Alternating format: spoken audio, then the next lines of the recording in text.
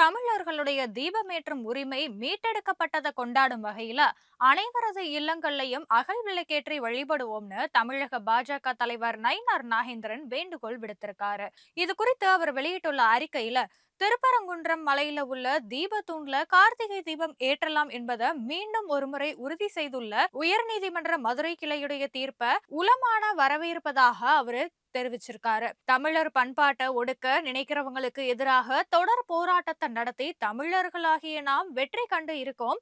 ஆளும் அரசு 1000 அடக்குமுறைகளை ஏவினாலும் கொஞ்சம் கூட மனம் துவளாமல் இந்த போராட்டத்தை முன்னெடுத்த முருக பக்தர்கள் அனைவருக்கும் மனமார்ந்த வாழ்த்துக்களை தெரிவித்துக் கொள்வதா நயினார் நாகேந்திரன் குறிப்பிட்டிருக்காரு. தமிழர்களுடைய தீபமேற்றும் உரிமை மீட்டெடுக்கப்பட்டதை கொண்டாடும் விதமாக மாலை 6 மணிக்கு அனைவரது இல்லங்களையும் அகல் விளக்கேற்றி கந்த சஷ்டி பாராயணம் செய்து வெற்றிவேல் வீரவேல் என சொல்லி மாக்கோலமிட வேண்டும் என பொதுமக்களை நயினார் நாகேந்திரன் அன்போடு கேட்டுக்கொண்டு இருக்காரு.